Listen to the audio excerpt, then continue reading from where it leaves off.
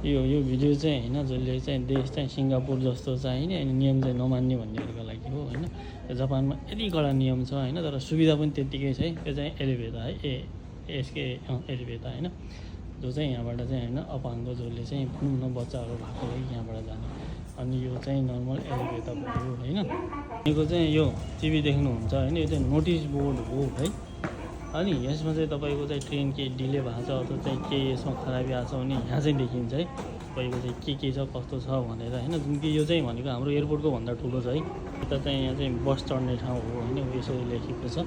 अनि यहाँनिर चाहिँ हामी बस पनि देख्न सक्छौँ होइन। यहाँनिर चाहिँ बस जाने हो कि यो ठाउँमा चाहिँ बस जान्छ भनेको चाहिँ जो चाहिँ हाम्रो चाहिँ आँखा देख्न सक्नुहुन्न उहाँहरूको लागि चाहिँ एउटा चाहिँ गाइडेन्सको लागि। अनि यहाँबाट चाहिँ जुन अपाङ्ग चाहिँ हिँड्न सक्नुहुन्छ उहाँहरूको लागि यो चाहिँ व्हिल चेयरहरू लानको लागि अथवा सुटकेस लानको लागि हो भने भनेको चाहिँ अब ट्याक्सी नोरिबा भनेको छ होइन, ट्याक्सी छोड्ने ठाउँ। यो ठाउँमा चाहिँ आज चाहिँ गाडी छैन, जुन चाहिँ हाम्रो फुटपाथमा चाहिँ यहाँ चाहिँ यहाँको लोकल फुडहरू बेच्ने ठाउँ हुन्छ। यो चाहिँ पार्किङ हो होइन।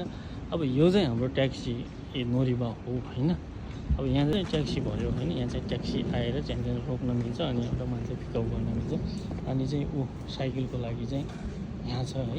यसमा सबभन्दा राम्रो कुरा भनेको साइकल यसरी राख्न मिल्छ। अनि यहाँनिर चाहिँ यो साम्पिन मुर्यो भनेको चाहिँ तपाईँहरूले 30 मिनटसम्म चाहिँ यहाँनिर राख्नुभयो भने पैसा लाग्दैन, त्यसपछिको चाहिँ पैसा लाग्छ। अनि पैसा तिर्ने ठाउँ चाहिँ त्यहाँनिर छ, यो चाहिँ पैसा तिर्ने ठाउँ हो होइन। यहाँनिर चाहिँ यो गाडीहरू छ नि भने यिनीहरू ट्याक्सी होइन, तर चाहिँ यिनीहरूले चाहिँ किन राखिरहेको हो, कुनै मान्छे पिकअप गर्न आएको हो होइन, होल्डिङ गरिरहेको यिनीहरूलाई चाहिँ राखेको हो होइन। त्यही भएर चाहिँ यहाँनिर चाहिँ खासै पुलिस आएर चिट पनि काट्दैन, किनकि अब यहाँ बाटो पनि छ खासै चाहिँ यहाँ पनि छैन, भिडभाड पनि छैन। त्यही भएर यिनीहरू आउँछन्, मान्छे पिकअप गरेर लान्छन् होइन।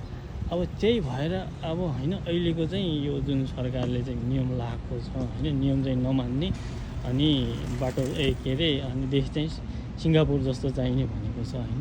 पहिला त्यो चाहिँ सिस्टम सिङ्गापुर जस्तो बनाउनु पऱ्यो, बाटो सिङ्गापुर जस्तो बनाउनु पऱ्यो। अनि बाटो चाहिँ सोमालियाको जस्तो बनाउने अनि फाइन चाहिँ सिङ्गापुरको जस्तो लाउँदाखेरि चाहिँ प्रब्लम भएको हो।